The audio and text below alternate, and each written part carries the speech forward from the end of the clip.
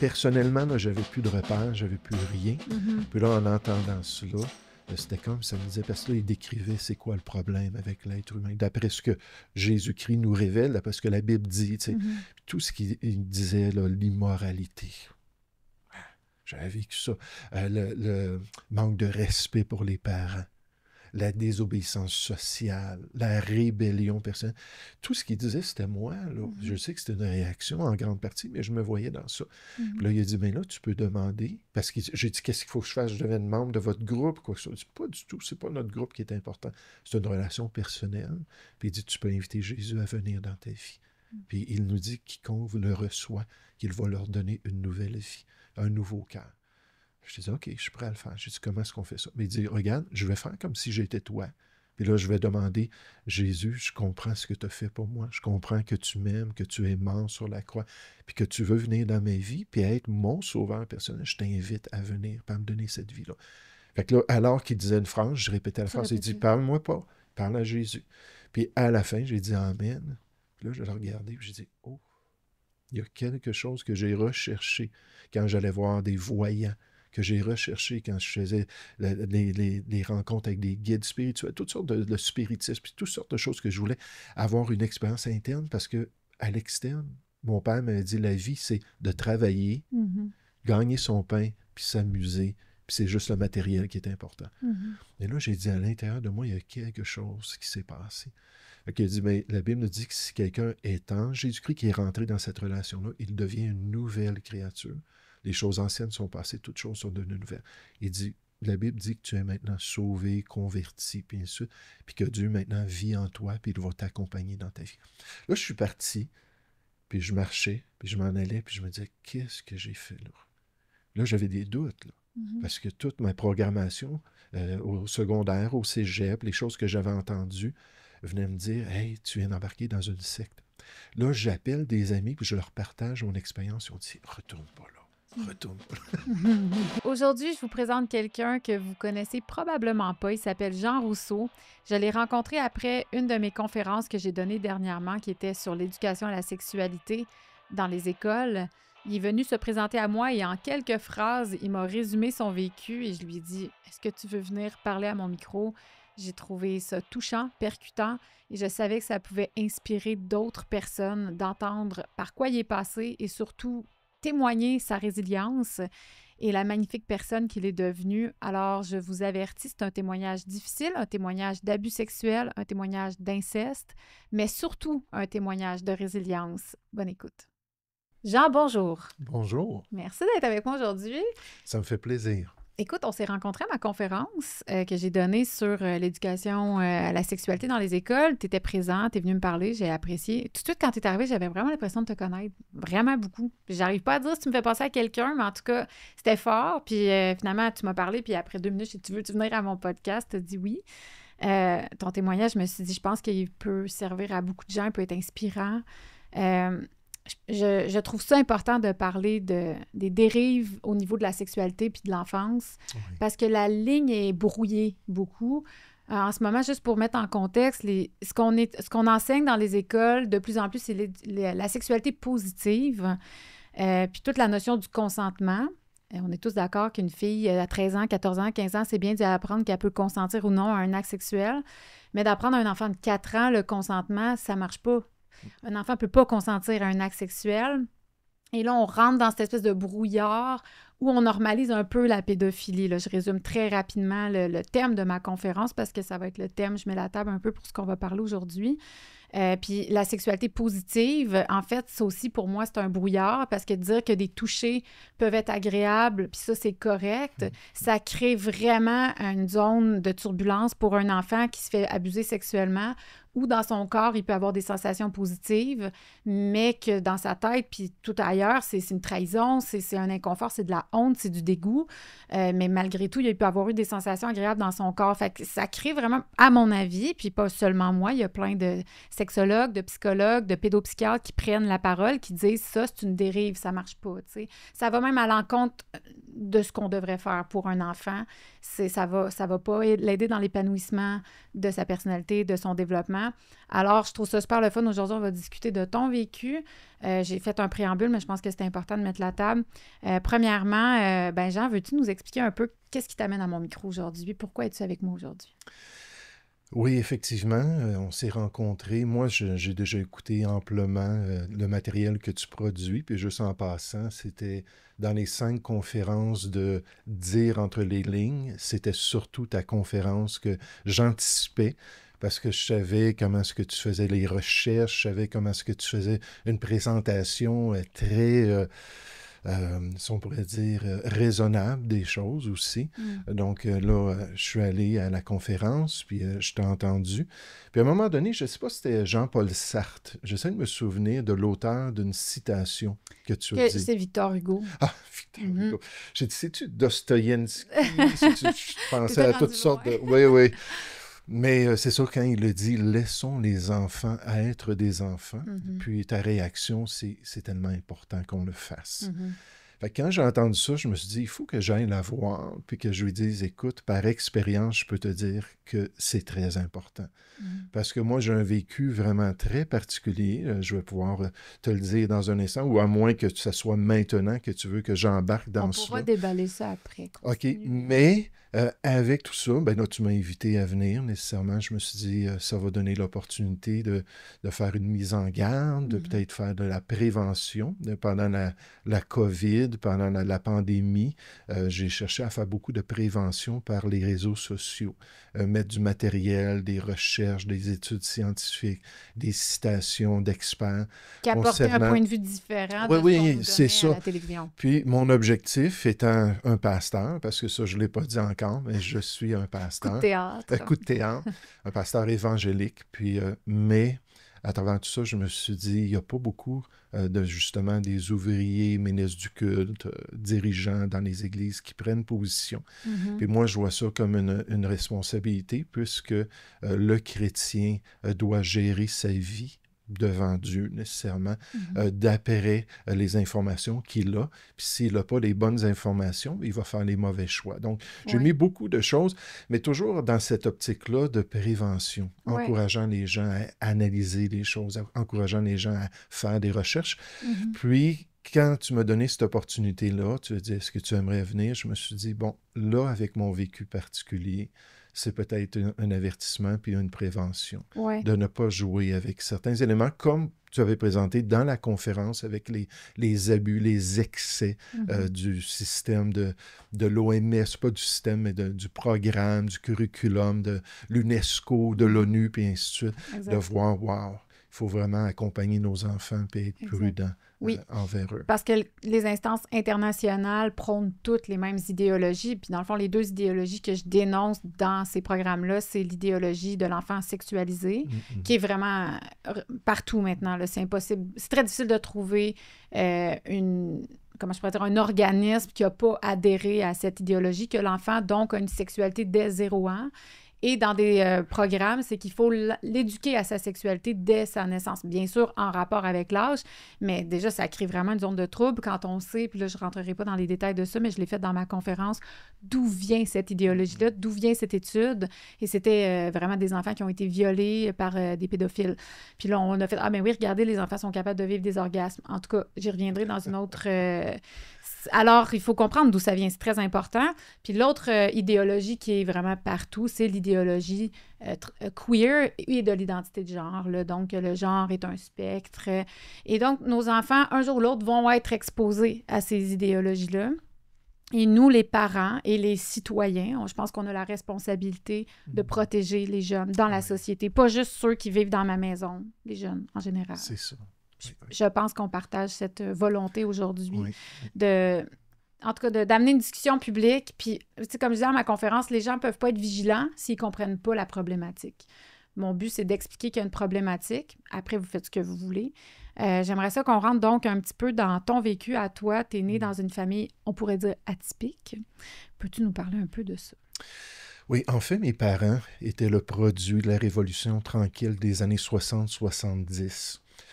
Eux-mêmes, en tant qu'individus, avaient vécu des choses dans la religion populaire, si on pourrait dire du Québec traditionnel du Québec. Ma mère avait perdu sa mère. Lorsque sa mère s'est mariée, elle avait 17 ans, rapidement, parce que je sais qu'on ne veut pas prendre trop de temps.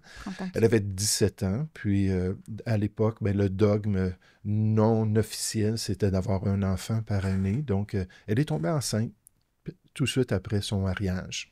Elle a eu son premier enfant. La deuxième année, un deuxième, la troisième, un troisième, quatrième, cinquième, un cinquième. À 24 ans, elle avait 5 petits-enfants. Aïe, aïe, aïe. Et elle était très, très faible. Ça, c'est ma grand-mère du côté de ma mère. OK. Puis, finalement... Quand tu dis elle était faible, tu veux dire physiquement? Physiquement, là, elle était Je épuisée, comprends. elle était brûlée, elle avait des problèmes de santé. OK. Puis là, le médecin lui a recommandé, et son mari a acquiescé, que ça serait bon de prendre au moins une année, faisant bien attention pour pas tomber enceinte, pour s'assurer de récupérer, prendre soin des 5 petits qu'elle avait, puis récupérer. Mais étant une femme de foi, elle est allée voir le prêtre du curé, le curé du village, et elle lui a demandé, elle a dit, là, elle dit, j'ai ce dilemme-là, l'Église nous dit qu'on devrait avoir des enfants, qu'est-ce que c'est la volonté de Dieu?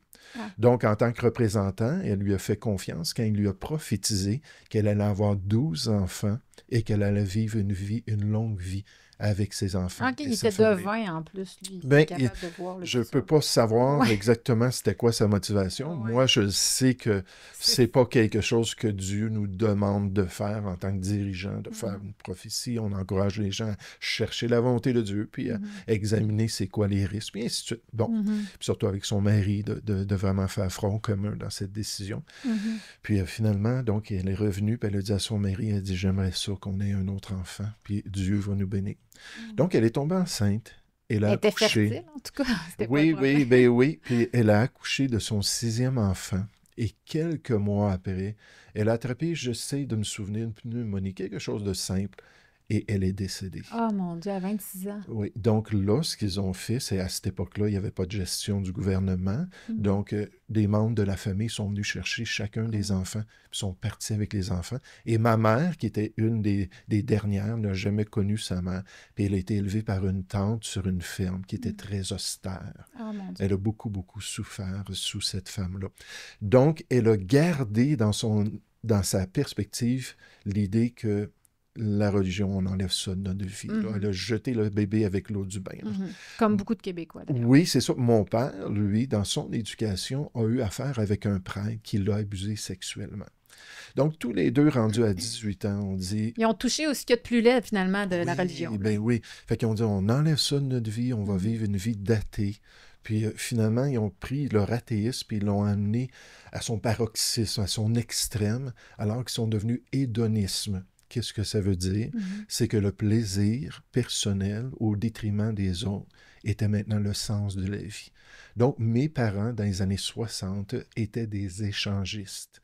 Qu'est-ce que ça voulait dire? C'est qu'ils allaient dans des fêtes, des partouzes, puis ils couchaient, ils s'échangeaient les partenaires. Puis non seulement ils faisaient ça chez d'autres personnes, mais ils faisaient ça aussi chez nous. Donc, dans ma tendre enfance, j'habitais à Anjou, à Montréal. Dans notre appartement, dans le sous-sol, on avait une chambre d'orgie. J'appellerais ça juste comme ça. Réservé à cet effet. Oui, oui, avec des posters de femmes nues, d'hommes nus, puis je ne rentrais pas dans tout ce qu'il y avait dans cette pièce-là. Mais toi, tu pouvais y aller comme enfant? Ben oui, moi, j'avais la responsabilité de... Ça faisait partie de notre maison, donc on descendait en bas, puis ainsi de suite. Mais là, on a quitté... J'avais 7 ans quand on a quitté Anjou pour s'en aller à Boucherville. Mais moi, j'étais confus, parce que je ne comprenais pas c'était quoi des gens nus, premièrement, parce que là, c'était des posters, il y avait des films porno qui jouaient sur les écrans, il y avait toutes sortes de choses là, que moi, je comprenais pas. Mais que tu étais exposé à ça? Oui, j'étais exposé à ça. Mes parents, eux, ils ont été influencés par différents psychologues progressifs des années 60, disant que les enfants devaient expérimenter leur sexualité dès la tendre jeunesse. En suivant finalement l'idéologie de Kinsey, là, dans la même... Moi, je sais que Dr. Spock, c'est un qui avait influencé les idées de mon père. Okay. Mon père, c'était surtout celui qui menait cette idéologie-là. Okay. Ensuite, on déménage à Boucherville. Il transforme tout notre sous-sol, encore une fois, dans une salle d'orgie. D'hédonisme. Oui. Puis, moi, j'avais la responsabilité de nettoyer après les partous le lendemain. Nécessairement, il y avait des posters partout sur les écrans. On pouvait regarder des films porno. Et il y avait des films même de mes parents. Ah, ils se filmaient. Oui, c'est ça, dans leurs différents actes avec autrui qu'ils nous montraient. Ah, vous les montrez. Oui. Fait que Ils en ce qui étaient arrivait, fiers. oui, oui, puis ce qui arrivait dans tout ça, parce que là, ça a passé à la prochaine étape avec l'inceste, puis je ne rentrais pas dans les détails. Ça a passé à la prochaine étape, surtout quand j'étais au début de l'adolescence avec des relations sexuelles avec des gens de leur groupe. Puis, mais à travers tout cela, mon sentiment, c'était un sentiment de traîtrise. De tes parents? De la part de mes parents. Premièrement, quand je les voyais partir, mon père arrivait, il était habillé d'une manière particulière, il sentait très fort son autre Cologne. C'était pas comme ça que mon père était, mais là, je savais qu'il sortait. Et maman s'habillait d'une manière très, très provocatrice. Puis je les voyais tous les deux. Puis dans mon cœur, je me disais, non, vous êtes là l'un pour l'autre, pas pour vous en aller, puis il y avait aller... quelque chose dans ton cœur d'enfant qui te disait que c'était contre nature. C'était inné à l'intérieur de moi. J'avais honte de les voir. J'étais fâché contre eux. J'avais beaucoup d'amertume qui s'est développée à travers les années. Puis là, je vous mets un autre élément dans tout ça. Parce qu'il y avait aussi une crise existentielle. Mon père m'avait dit, « Tu vas vivre chez moi, mais tu n'es pas mon fils. » À l'âge de 8 ans. Il m'a dit, « Il n'y a plus rien entre nous deux. » Fait que ça, c'est un élément... Mais là, à 8 ans? À 8 ans. Mais comment ça, c'était déjà en conflit comme ça? Personnalité? Ce qui était arrivé, c'est qu'on jouait ensemble. Mon père, c'était un gros gaillard. Puis il était très pesant. Puis là, il m'a accoté dans le sofa, puis il m'a écrasé. Pour jouer? Oui. Désolé. Ben non, c'est bien correct. Puis, ce qui s'est produit, c'est que il m'écrasait, puis j'ai dit « Arrête, je suis pas capable de respirer, arrête, enlève-toi, je suis pas capable de respirer. » Puis là, il m'a regardé, il dit « Si je m'enlève, c'est la dernière fois qu'on joue ensemble. » Et c'était le cas. Mon père, c'est un homme de conviction, c'est un homme de parole, puis on n'a plus jamais rien fait. Donc, jusqu'à... J'ai quitté chez moi, je pense, j'avais peut-être... une vingtaine d'années, là, on n'a jamais rien fait ensemble. Ça a brisé quelque chose dans votre relation? Oui, ah, puis c'est certain. Mais là. Il était dans de l'auto-sabotage, clairement, de la relation. C'est lui qui est en train de t'écraser. Puis on le sait que quand une relation comme ça est affectée, ben, l'adolescence est terrible. Là. Mais en même temps, quand je suis... on a déménagé à Boucherville, puis là, j'étais conscient de ce qui se passait en bas, dans le sous-sol, puis on entendait la musique, puis on entendait ce qui se produisait. Là, ma mère a commencé à me donner du cannabis. À me faire fumer. J'avais 8 ans. À 8 ans? Oui, pour me calmer, puis me donner une sensation plus agréable malgré le contexte de ce qu'on vivait. Puis, un peu plus tard, quelqu'un d'autre de ma famille m'a offert de l'acide. Non, du hashish, puis après ça, de l'acide. Dans la gradation, t'es rendu quoi, 10 ans? Oui, à peu près. Puis rendu à 13 ans, j'étais sur la cocaïne. Donc, j'ai passé mon adolescence à me geler. Puis la raison, c'est que je ne pouvais pas rester dans ce contexte-là de ce qu'on vivait, les attouchements, nécessairement les relations, maintenant rendu à 13-14 ans, les relations, puis différentes choses qui arrivaient. Puis, mais à travers tout cela, c'est ça, j'étais comme un toxicomane, pas majeur, mais assez pour dire que ça me prenait ma dose. Pour te dissocier. Oui, puis là, je travaillais pour mon père, il avait un Radio Shack, puis tout l'argent, je le mettais de côté, puis je m'achetais de la drogue, là, puis là, je prenais ça. Quand je suis arrivé au cégep, mais juste avant cela, parce que je pense que c'est important de le dire, à la fin du secondaire, j'ai dit c'est assez. Puis j'ai décidé de faire une tentative de suicide. Puis, ce qui s'est produit, c'est que je voyais ça, puis c'est drôle comment est-ce qu'on pense, hein, mais je voyais ça comme une manière de punir ma famille, punir mes parents, de les faire souffrir. Je me suis dit, quand je vais mourir, ben là, ils vont goûter à cette séparation-là, puis la déchirure va être terrible. Puis je les punissais en faisant ça. Puis mes parents avaient des grosses bouteilles de Valium. Puis d'après ce que j'ai entendu, après la situation, c'était pas légal comme produit. Puis ça, c'était à part le cannabis que ma mère faisait pousser, des autres choses qui étaient véhiculées dans la famille. Fait que j'ai pris cette bouteille-là, puis je l'ai toute gobée. Puis là, je me suis couché J'ai laissé une petite lettre disant « au revoir ». C'est tout? Puis, j'ai peut-être dit au revoir à une couple de mes amis, si je me trompe pas, là aussi. Là. Puis, mais là, quand ils m'ont trouvé, j'étais encore vivant, puis ils avaient un ami médecin qui est venu me traiter tout de suite, me donner des produits pour me faire régurgiter le tout. Mais j'ai été dans un coma. Puis là, je ne sais pas si c'est subconscient ou physique, mais j'ai perdu ma mémoire de mon enfance. Je me souviens juste d'éléments ici, là, que j'ai vécu. Donc, des fois, ma famille me parlait de choses, puis je me disais, je me souviens pas de ça. J'ai été des semaines dans le coma, là. Puis, ils devaient prendre soin de moi, me faire bouger autant que possible. Mais j'étais déjà rendu à 16-17 ans, je pesais 200 livres, là. Donc, ils essayaient de me faire bouger pour faire passer le système avec les médicaments qu'ils me donnaient. J'ai survécu, nécessairement.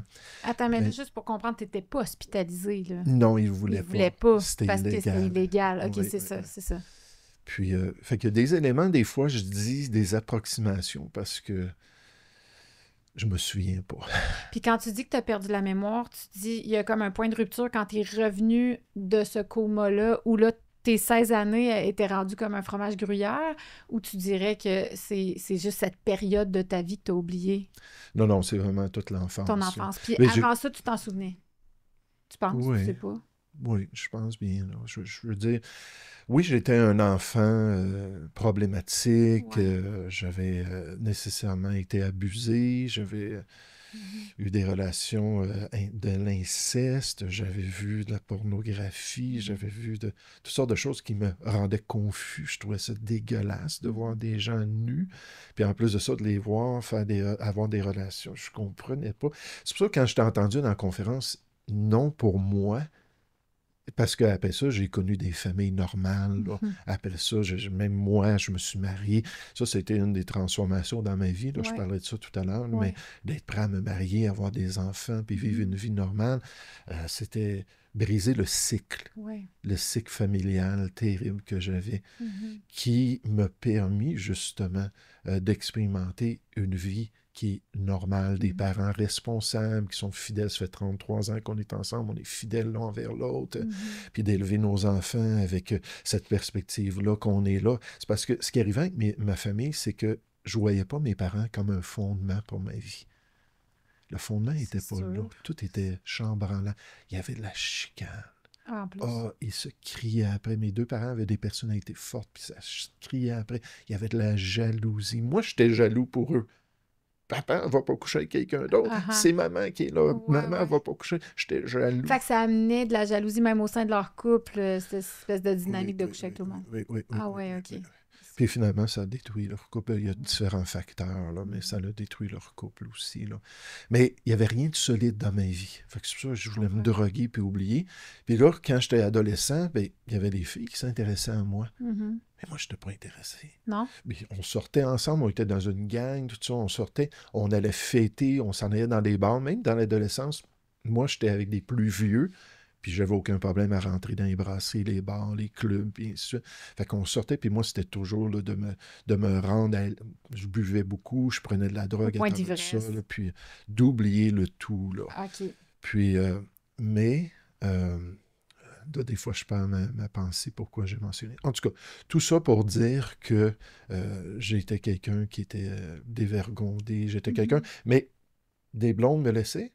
Les blondes qui m'accompagnaient. Les filles ne t'intéressaient pas. Mais ça ne m'intéressait pas. Puis en passant, les gars ne m'intéressaient pas non plus. Là. Je sens encore qu'on arrive à... Comment t'expliques que tu n'étais pas... Si tu étais stimulé constamment dans ta sexualité, pourquoi tu n'étais pas intéressé par les filles de ton âge? Peux-tu l'expliquer? Disons que ça, c'est un élément que je ne me souviens pas. Ça a été la partie la plus intense de ma consommation. Après ça, je suis allé au cégep du Vieux-Montréal. C'était le seul qui acceptait de m'avoir, parce que même au secondaire, j'aurais jamais passé le secondaire si ce n'était de la généralisation qui était pratiquée dans les années 80. On prenait les notes de tout le monde, puis on les levait pour s'assurer qu'il y ait le moins d'échecs possible. Fait que là, j'avais des notes là, dans les 60, là, c'était très bas, puis il n'y avait aucun cégep qui voulait me prendre, mais cégep du Vieux-Montréal, oui, mais j'avais le cerveau tellement brûlé. Là, on me dit, il faut que tu lises ce livre-là pour ce cours-là. Il faut que tu lises ce livre-là pour ce cours-là. Lire un livre, je n'avais jamais lu un livre. Fait que là, j'essayais de me concentrer. Je n'étais pas capable de lire un article de journal. Comme j'ai dit, là, je n'étais pas capable de me concentrer puis C'était la comprendre ce que... concentration, le problème. Fait que là, la concentration, mais avec les drogues, le cerveau, littéralement, là, Fonctionnait j'étais plus. comme une locumène. Je n'étais pas en forme, j'étais pas intellectuel du tout, puis ainsi de suite. Je comprends. Puis, à travers tout cela, ben, la première année, j'ai coulé tous mes cours. Puis là, ils Au m'ont mis cégep. en probation. Puis on dit, là, tu vas faire tes 2 prochaines années, mais il ne faut pas que tu coules un autre cours. Puis effectivement, j'ai pas complété le cégep. Finalement, j'ai arrêté juste avant ma dernière session. Mais le restant, je me suis plus forcé pour lire et essayer de comprendre. Mais c'était très Mais tu étais pénible pour moi. encore drogué, fait que ça devait être un peu Oui, compliqué. c'est là. ça. Ouais. J'avais diminué. Il y OK. avait différents contextes. J'avais essayé un petit peu le nouvel âge. Mhm. Je faisais de la méditation transcendantale pour essayer de compenser à mes besoins. Je suis même allé aux Philippines OK. pour rentrer dans un groupe de guérisseurs. Puis tout a tombé à l'eau, ça n'a pas fonctionné. Mais tu cherchais quand même des outils pour t'en sortir. Oui, Là. oui, Il y avait oui. une voix à l'intérieur de Oui. toi qui criait. Mais j'étais athée, comme mes parents, Mhm. mais j'étais pas athée dans le sens complet du terme, où on ne croit pas à rien d'autre que le matériel, Mhm. où on peut Ouais, croire finalement matérialiste. Là. aux esprits, aux guides spirituels, Ouais. puis ainsi de suite. Aux Philippines, c'était un groupe comme ça, là, où OK. je suis allé, puis finalement, ça n'a pas fonctionné. OK. Mais donc, c'est juste pour mentionner que rendu au cégep, j'avais tous les effets de ces années de consommation puis de ces abus-là. Mhm. Mais encore, j'étais malheureux. Je peux décrire ma jeunesse comme étant malheureux. De 0 à 20 ans. Autant que je me souviens un petit peu à Anjou, je me souviens du sous-sol ici, je me souviens d'un voisin, comme un moment donné, on habitait dans un quartier, je sais que je déborde là, un quartier correct. italien, puis il y avait un voisin qui avait pris, mon père avait acheté une belle voiture Oldsmobile blanche, puis il avait pris une canette, un petit garçon, une canette de peinture noire, puis il avait tout peinturé. Ah non! Fait que je Ça, me tu t'en souviens de choses comme ça. Ouais, je comprends. Mais à C'est part comme des ça, parcelles ici et là. Mais tu sais, pour expliquer comment ça fonctionne pour les gens qui écoutent aussi, un enfant souvent va occulter l'abus parce que c'est trop à vivre pour lui, puis ça crée une dissociation. La dissociation, en fait, c'est comme un peu si ton subconscient prend le dessus, tu vas fonctionner, tu vas vivre ta situation, mais tout de suite après, tu l'oublies. Puis c'est très, très c'est très commun qu'un enfant oublie les abus sexuels. C'est pour ça qu'il n'y a pas beaucoup de dénonciation, d'ailleurs, de dévoilement qui est fait, parce que beaucoup des enfants vont s'en souvenir dans l'âge adulte. Donc, je veux juste expliquer pour ceux qui écoutent, tu sais, des fois, les gens font « Ben là, il a oublié, fait que c'est pas vrai, c'est pas arrivé. » Ou tu sais, en cours, c'est beaucoup utilisé contre les victimes, oui, d'ailleurs. oui. Mais au contraire, c'est comme la preuve que il y a vraiment eu une dissociation, donc il y a eu un traumatisme pendant ton enfance, puis le tien a été répété. Avant qu'on tombe dans ton jeune âge adulte, j'aimerais ça quand même essayer de comprendre. Moi, je veux comprendre comment ça fonctionne dans la tête de tes parents. Je sais que tu peux pas parler à leur place, mais est-ce qu'ils voient ta détresse? Est-ce qu'ils voient que tu es malheureux là-dedans, ou tu penses qu'ils n'avaient pas la capacité de le voir? Mais disons que mes parents, comme j'ai dit, étaient très progressifs dans leur perspective. Ouais. Puis pour eux, venant de l'époque de la Révolution tranquille, une des solutions, c'était pas d'être médicamenté, c'était de prendre de la drogue. Mon père, à ma connaissance, n'a jamais pris de la drogue, mais ma mère était vraiment quelqu'un, c'était une dame qui écoutait de la musique rock, de Pink Floyd, puis ainsi de suite. Là. Toute la musique psychédélique, puis moi aussi, d'ailleurs. C'est de la bonne musique. Non, mais je dis pas, non, mais je parle dans le topo. désir d'expérimenter là, des choses, là, avec toutes les lumières psychédéliques, puis ainsi de suite. Puis, mais donc, je pense qu'elle voyait que j'étais malheureux. Elle voyait que j'étais triste, puis... Une des solutions, c'était de m'offrir de la drogue, comme je disais à 8 ans. Puis après ça, d'autres mondes, je ne dirais pas les noms, m'ont offert des drogues plus fortes. Puis il n'y avait aucune résistance dans la famille contre ça. Mon père, c'était un gros buveur. Puis maman se droguait. Fait que tu n'avais pas à te cacher pour consommer, forcément. Non, pas du tout. Il savait là, que tu consommais. Ben oui. Puis d'ailleurs, mon père a toujours dit, j'aimerais ça que quand tu vas avoir des blondes, que tu viennes à la maison.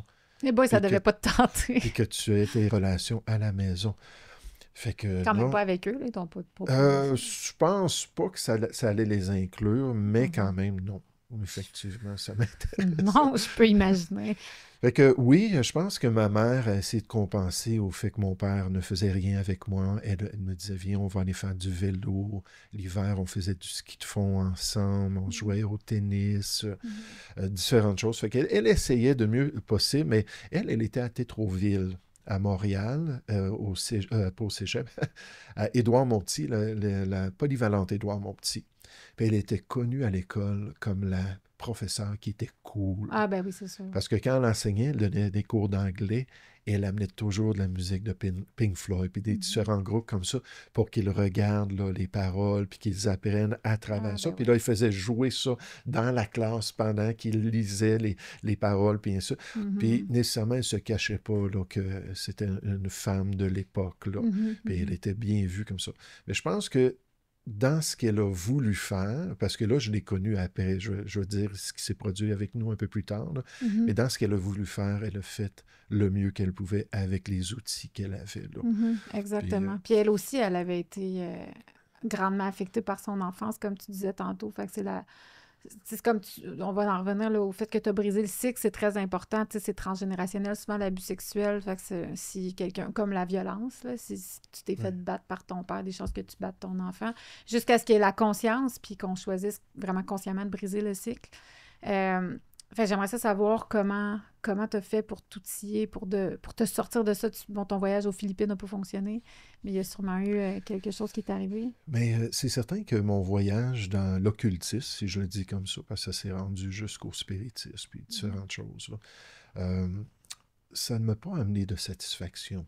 Je faisais à chaque jour la méditation transcendantale pendant au moins une demi-heure par jour. Ça calmait mon corps, ça me donnait une relaxation. On apprenait à mieux respirer. Puis c'était tous des éléments qui enlevaient un peu mon stress.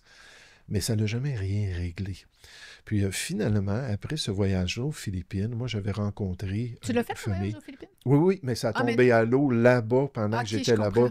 Comprends. Premièrement, le groupe principal, c'était une médecin française qui avait écrit 3 livres sur les expériences qu'elle avait vécues dans ce groupe-là, puis les miracles qu'elle avait vus, les guérisons. C'était toutes des choses de guérison du cancer, puis ainsi de suite. Okay. Donc là, moi, je me suis dit, ben, je veux guérir mon âme, puis j'aimerais ça aussi expérimenter cela, puis peut-être avoir cette capacité-là. Je ne connais pas ça au Québec, des guérisseurs comme ça. Je vais revenir.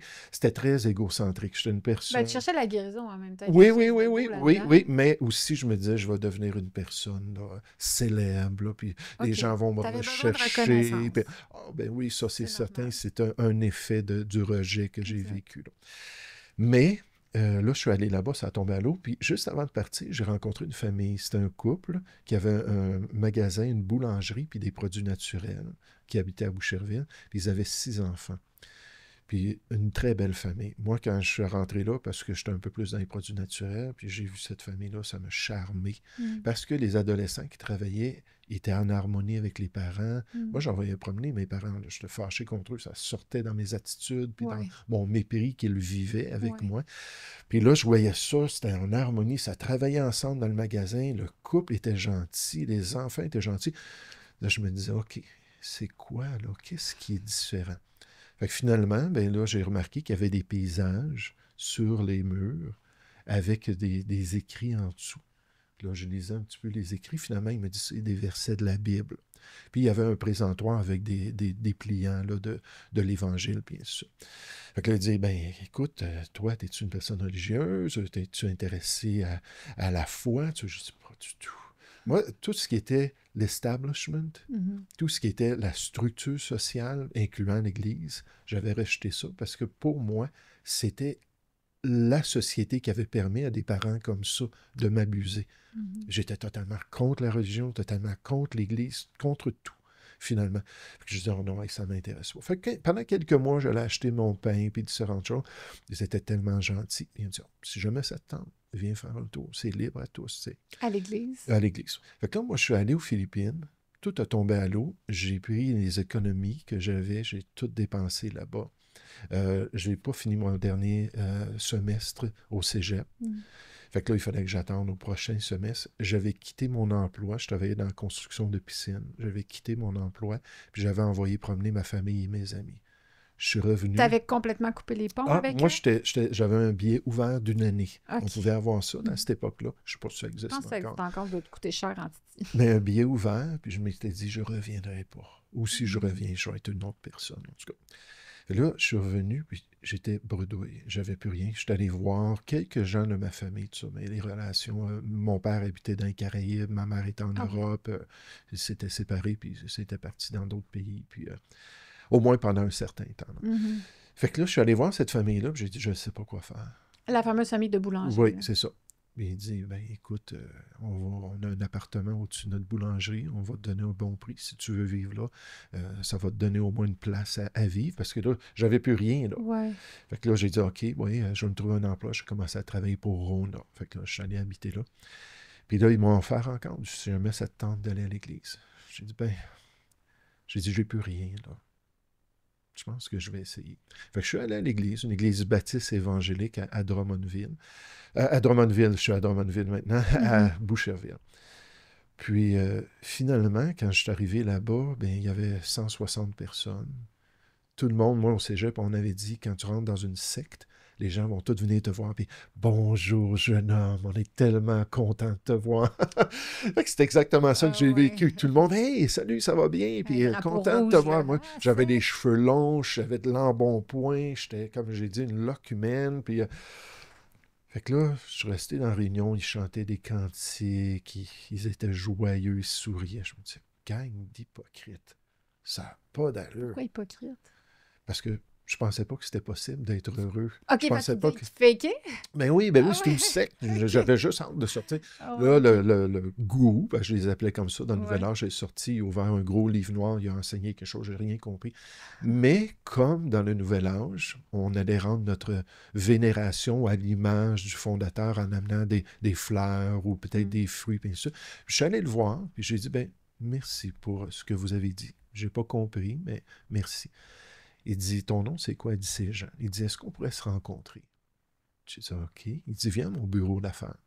Là, je suis allé à son bureau d'affaires, puis c'était un pasteur de l'Assemblée. Il a ouvert la Bible, il m'a montré l'amour de Christ, comment est-ce que Jésus cognait à la porte de mon cœur, puis il me demandait de le laisser rentrer. Il dit, défonce-toi pas la porte.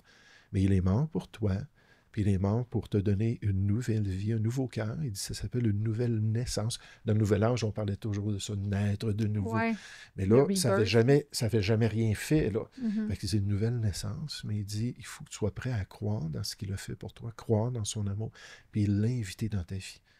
Fait que je dis, comment est-ce qu'on fait ça? Mais cool. Ça te parlait à ce moment-là? Tu n'étais pas braqué contre ce langage-là? Parce que quelqu'un qui a c'est frappant que là, le voyage aux Philippines, ça m'a comme écrasé, là.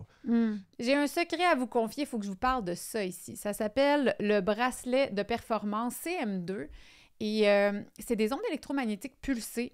Je l'ai essayé en étant un peu sceptique au début, mais je me suis dit, j'ai rien à perdre. Quand on l'achète, on a 30 jours pour l'essayer. Si on n'est pas satisfait, on nous rembourse. Donc moi, ça m'a convaincue de l'essayer.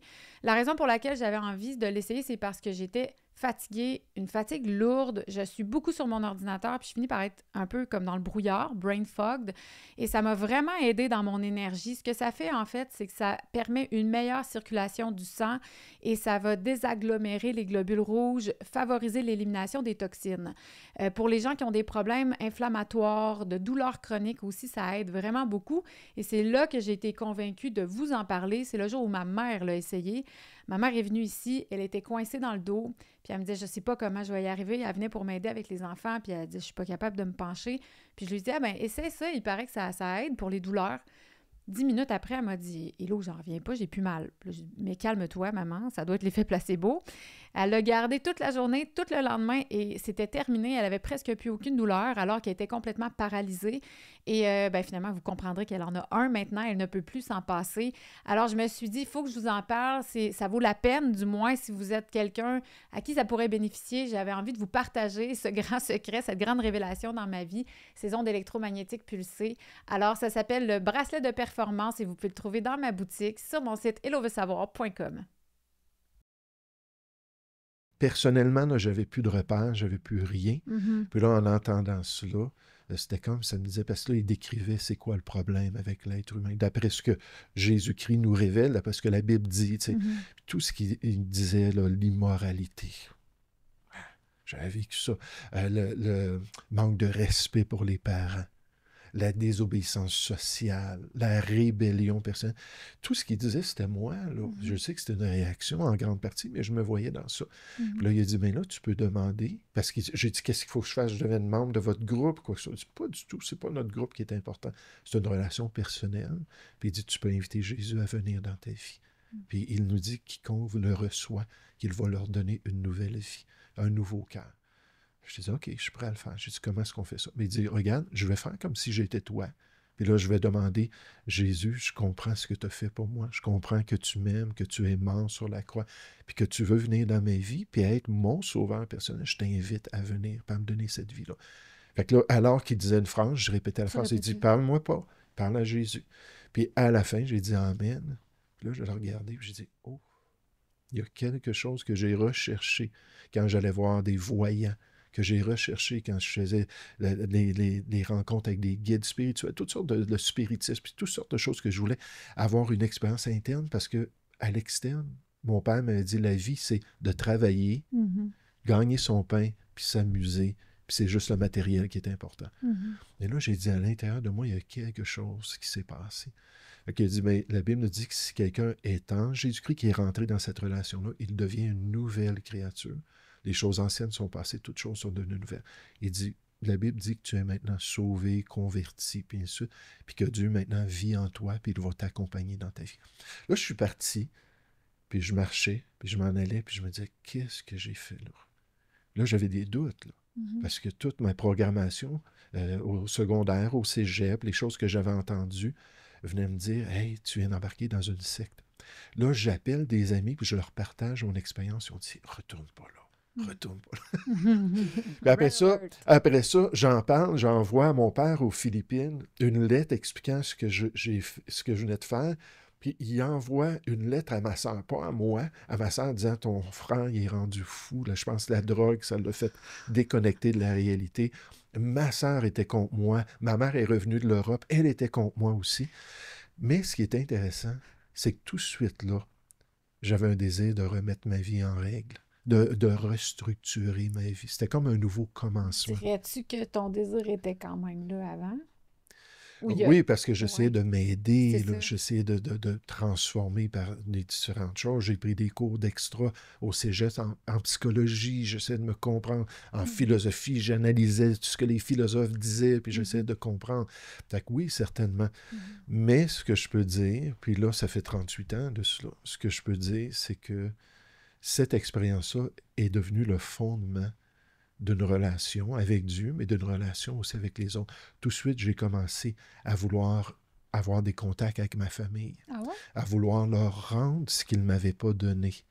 Donc, moi, j'ai reçu du mal, bien souvent, de ma famille, mais là, j'ai dit, moi, je veux faire du bien, surmonter le mal que j'ai vécu par le bien. J'ai tout de suite pensé, j'aimerais ça être un mari.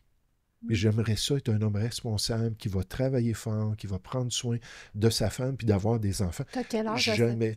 21. C'est tout jeune quand même pour vouloir être un mari. Oui. Puis ça s'est fait à 26 ans. Là. Puis comme j'ai dit, ça fait 33 ans qu'on est ensemble. Puis on a 3 enfants qui sont des adultes. Puis ça. Mais les gens vont dire, c'est très subjectif ce que j'ai décrit.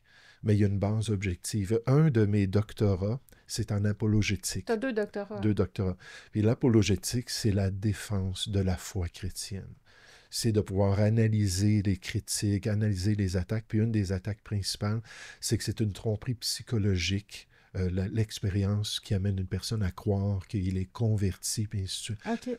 Puis moi, je dirais que ce que je vis depuis 38 ans, c'est tellement profond à l'intérieur que je ne peux pas voir ça juste comme une manipulation psychologique. Puis aussi, c'est basé sur quelque chose d'objectif, sur le fait que Jésus est venu, qu'il est mort sur la croix, qu'il est ressuscité, puis qu'il invite dans les Écritures les gens à se tourner vers lui. Et il dit, je veux venir en vous. Il dit, je cogne à la porte, je ne cognerai pas Satan, je cogne à la porte. Si quelqu'un ouvre la porte, j'entrerai chez lui, puis je serai en relation avec lui. C'est exactement ça que je lui ai demandé. Je ne connaissais pas Jésus, je ne connaissais pas la Bible, je n'étais jamais allé à l'église. À la messe de minuit, peut-être avec mon grand-père quand j'étais tout petit. Peut-être 2 ou 3 fois quand on allait visiter mon grand-père. C'est très étranger quand même. Totalement. Puis, là, ça a restructuré ma vie comme une vie de bénévolence, une vie où je voulais me donner pour prendre soin des autres. Là. Finalement, ça a pris 5 ans, mais je me suis finalement marié avec une jeune dame. Elle avait 19 ans, qu'elle a connu Christ, elle aussi, mais une jeune chrétienne. On a parti une famille, puis ainsi de suite. Puis, mais le cycle a totalement été brisé. Moi, j'ai été violencé de différentes manières, incluant par mon père physiquement. Et mon père ne se gênait pas de me frapper. Là. Encore une fois, je ne me souviens pas des détails, c'est surtout ma mère qui m'a partagé ça. C'est parce que ma mère, 2 ans après cette conversion-là, je l'invitais, je disais, hey, écoute, j'ai vécu de quoi, là? Puis je t'invite à venir à l'église. T'es libre, là. Mais si jamais tu as un intérêt à ouvrir ton cœur à Jésus, là, je t'encourage à le faire. Fait qu'elle est venue après 2 ans. Puis finalement, elle aussi, elle a accepté le Seigneur. Puis là, elle s'est ouverte. Puis elle me dit, ton père, elle dit, c'est moi qui l'ai divorcé. Elle dit, je vais essayer de me rétablir avec lui puis de me remarier. Parce qu'elle dit, je l'aime encore. Mais elle dit, on se chicanait tellement, puis il me manipulait. Ses livres sur son chevet de son lit, là, ses livres, c'était tout comment hypnotiser puis manipuler les gens. Aïe, aïe. Il aimait ça. Puis elle croit que c'est ce qu'il lui a fait. Maintenant, je ne veux pas trop mettre le blâme sur mon père, mais que finalement, il l'a convaincu par la manipulation qu'il devait avoir ce genre d'éducation pour leurs enfants. Donc, leur permettre de goûter là, à ces choses-là dans la tendre enfance, puis tout à travers. Son but, c'était qu'on soit épanoui sexuellement. C'est pour ça que quand je t'entendais dire « Ah, les experts nous disent c'est pas une bonne chose », je disais « C'est vrai, je n'étais pas épanoui. » Je trouvais ça dégueulasse dans mon enfance. L'adolescence, j'étais un peu plus curieux. Oui, parce que les hormones qui embarquent. Mais en même temps, j'étais tellement dans la rébellion, puis c'est de l'anarchie. Moi, j'aurais détruit, là, je serais rentré dans un groupe, j'aurais détruit des choses. Je m'en allais vers des choses très graves. Moi, je suis conscient là, qu'il fallait que quelque chose se passe. C'est pour ça que je suis allé un peu dans le nouvel âge, puis ainsi de suite. Tu cherchais quand même des pistes de solution. Moi, je trouve ça quand même admirable parce que c'est comme si au fond de toi, tu avais une résilience. C'est ce que j'admire dans les survivants, les victimes d'actes terribles dans l'enfance. Et cette résilience-là, comme que j'ai vue chez Anneke Lucas aussi, que j'ai reçue une femme magnifique, un sourire extraordinaire. Elle parle de ce qu'elle a vécu avec... mais il n'y a pas d'autre mot que la résilience.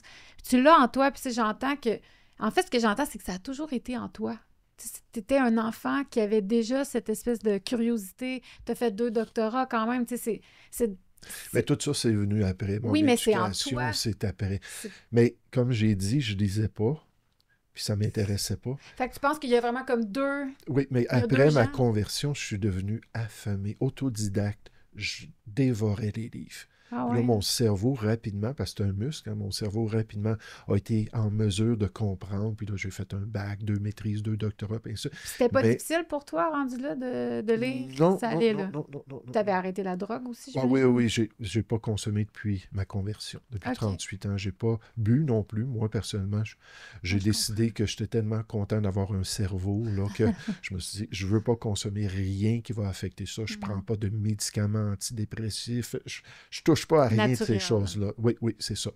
Mais c'est ça. Puis j'ai eu l'occasion à quelques reprises de parler dans des groupes, des refuges pour toxicomanes chrétiens, puis qui disaient, écoute, viens nous partager ça, parce que ça ne veut pas dire parce qu'une personne connaît Christ qu'il est totalement libéré de ces choses-là. Puis il dit, viens donc nous expliquer comment, dans ta marche avec Christ, ta discipline personnelle, comment est-ce que tu as été libéré. Puis je peux te dire, j'ai jamais été tenté de retourner vers la drogue. Jamais été tenté. Tu dirais que c'est à cause de Jésus. Grâce à Jésus. Moi, c'est cette expérience, la conversion que je vois comme... Parce qu'avant ça, j'avais ralenti, mais je consommais encore. Parce que ça faisait partie une des étapes dans ma semaine où je pouvais là, déconnecter encore de mes douleurs. J'étais mal. À l'intérieur, je souffrais. Je ne l'aurais pas avoué. J'étais un homme dur, j'étais dans les arts martiaux. Ça, c'était une période plus tôt. Dans l'adolescence, je suis rentré dans les arts martiaux. Puis encore une fois, j'étais violent. Puis j'étais fâché contre tout le monde. Puis si je pouvais avoir les outils pour me venger, j'étais prêt à le faire. Mon père, c'était une 2e dan dans la ceinture noire. C'est ça qui t'avait étouffé à 8 ans. Là. Il savait ce qu'il faisait. Disons que je peux pas dire c'était quoi ses motivations. J'ai jamais compris ça. Non, puis je me suis toujours senti coupable.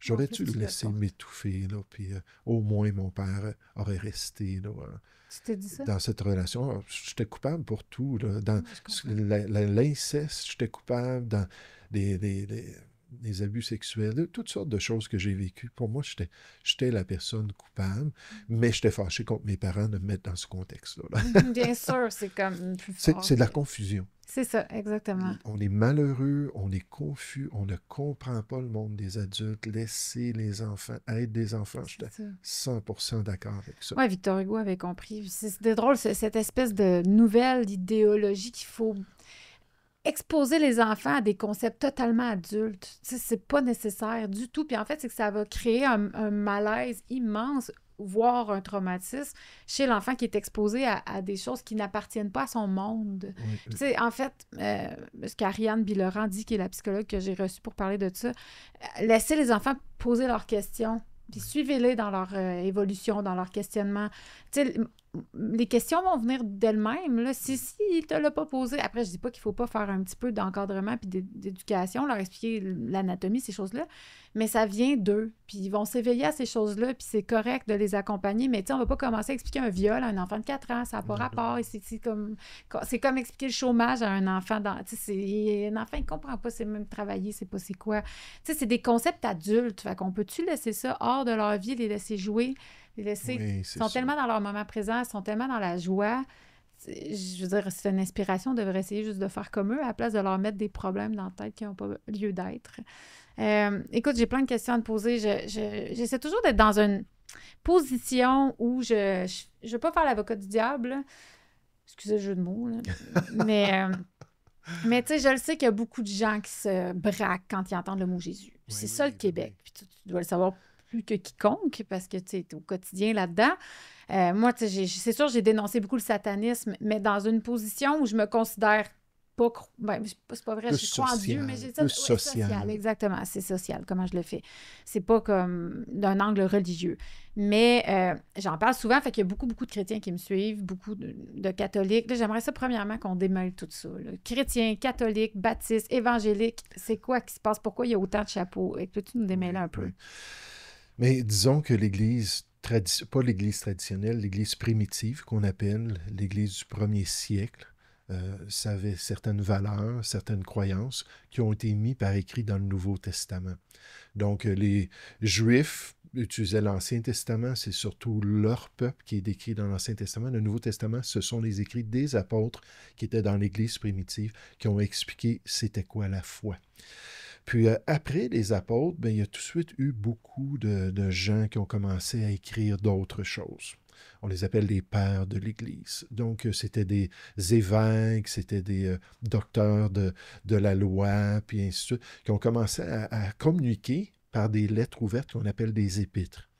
Puis pendant 400 ans, il y a une période qu'on appelle la période de la tradition, pendant laquelle ces épîtres-là ont été conservés puis copiés, puis vus comme étant des bonnes illustrations de la foi dans les siècles après l'Église primitive, après l'Église des apôtres. Puis ces écrits-là, on les a encore aujourd'hui. Pas tous, mais beaucoup de ces écrits-là.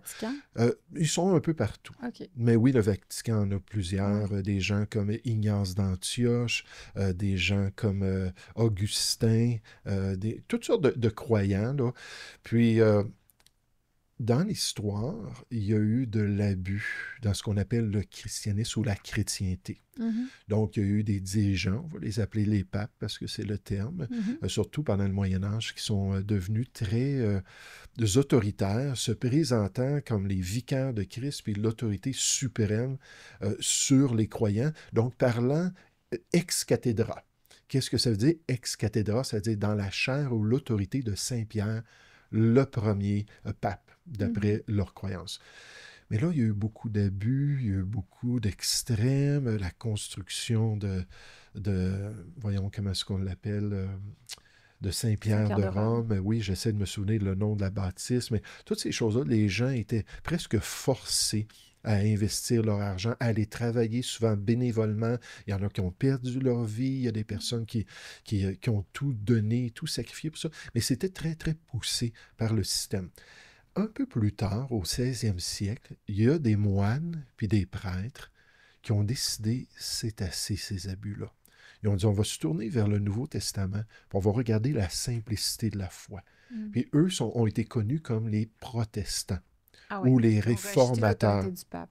Oui, c'est ça. Ben, au début, non. Ils voulaient juste être des réformateurs de l'Église pour faire un genre de réveil interne. Mais il y a eu beaucoup, beaucoup de résistance. Des gens comme Martin Luther, des gens comme Calvin, Jean Calvin, bien sûr. Donc, au 16e siècle, il y a eu beaucoup de résistance des chefs de l'Église catholique.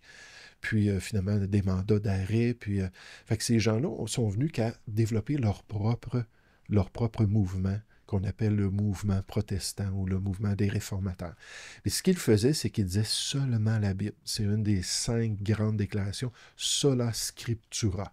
Quand tu dis seulement la Bible, ça veut dire le Nouveau Testament ou... Ben, l'Ancien Testament, dans le fond, ça parle des Juifs. Ouais, c'est mais ça. ça illustre quand même, avec l'expérience des Juifs, ce que Jésus est venu accomplir dans le Nouveau Testament.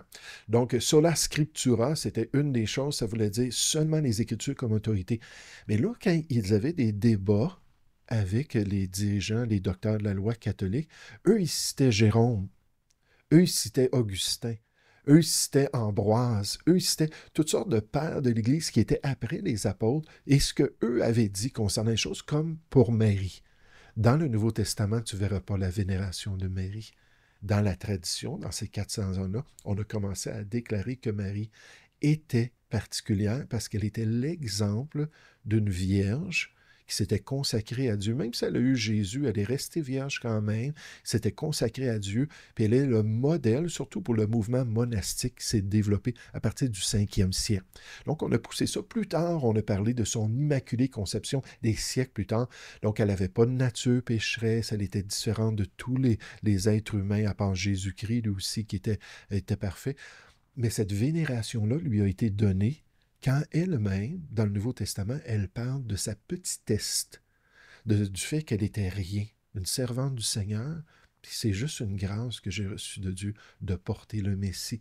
Donc, il n'y a pas cet esprit-là. Donc, les réformateurs, eux autres, disaient, on n'adore pas Marie. Puis ça, c'était une des choses qu'ils voyaient dans le Nouveau Testament, que ça n'existait pas, mais les docteurs de la loi allaient toujours à cette tradition-là. Donc, il y a eu un concile qui a duré des années, le concile de Trente, 1545-1563. Dans ce concile-là, l'Église catholique, un des 21 conciles de l'Église, ce qu'elle a fait, c'est qu'elle a pris les écrits de la tradition. C'est toi qui me posais la question. Ça m'intéresse aussi. Bien, elle a pris les écrits de la tradition, puis elle a monté ça. Certains disent qu'ils ont canonisé les écrits de la tradition comme étant égales au Nouveau Testament. Donc, dans le catholicisme, lorsqu'on parle de doctrine, du catéchèse, bien sûr, on peut faire allusion à ces écrits-là plutôt qu'aux écrits du Nouveau Testament. Par exemple, on ne parle jamais des sacrements. Les fameux 7 sacrements du catholicisme ne se trouvent pas comme des sacrements dans le Nouveau Testament. Le sacrement du mariage, où on parle du mariage, mais pas comme un sacrement. C'est quoi un sacrement? C'est une manière d'obtenir de Dieu une grâce spéciale parce qu'on obéit à quelque chose que Dieu veut, une ordonnance de Dieu. Vous ne faites pas l'Eucharistie non plus, je pense? Bien, il y a le repas du Seigneur dans le Nouveau Testament, mais il n'y a pas cette idée-là d'un sacrifice qui se trouve dans la messe. L'hostie, c'est un sacrifice expiatoire. C'est que Jésus, lorsque l'hostie est consacrée, le corps de Jésus quitte le ciel puis descend dans l'hostie, la transsubstantiation, et son sang descend dans le vin. Puis là, les gens participent, pas le vin, là, mais pour l'hostie, ils participent à ce sacrifice-là de Jésus-Christ. Donc, ça fait partie de leur vie, leur espérance dans la vie éternelle, de pratiquer la messe. Puis il y en a qui le font plusieurs fois par semaine. Ça n'existe pas du tout dans le Nouveau Testament.